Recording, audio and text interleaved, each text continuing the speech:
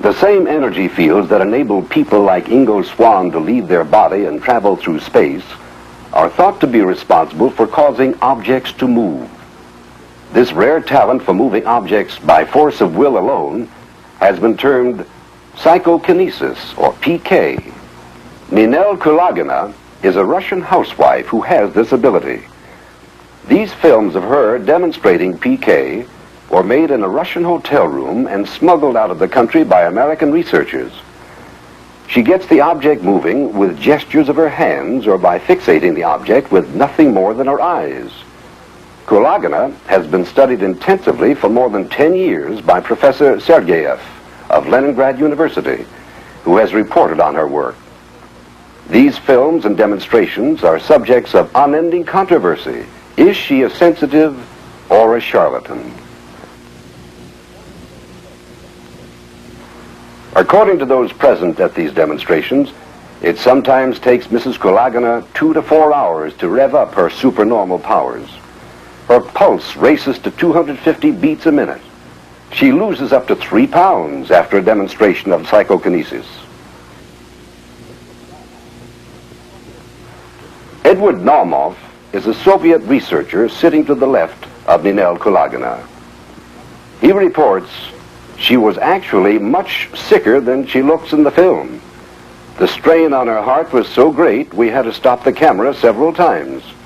It took us over 7 hours to make the film, and afterward she temporarily could not speak or see.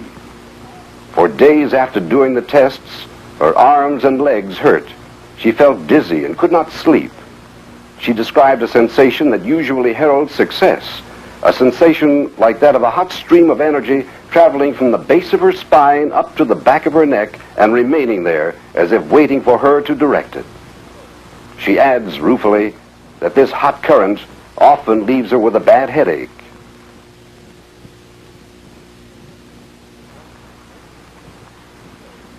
According to the Soviet view, PK is not accomplished by mind over matter, but rather by mind over force field.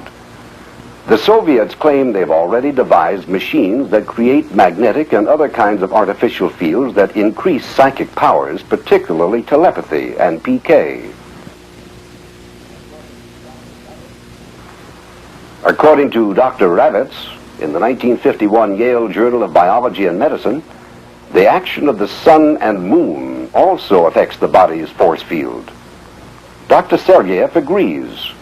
The most favorable time for PK is during magnetic disturbances of the Earth caused by sunspot activity. What is beginning to emerge is a new picture of the human being, not an alienated creature, but a being enmeshed in an ebb and flow with everyone and everything around him. The pulsing magnetic fields of machines, Earth, moon, sun, the thoughts and emotions of ourselves and other people, all affect the energy fields of our bodies, and in turn, the Russians say, our psychic powers.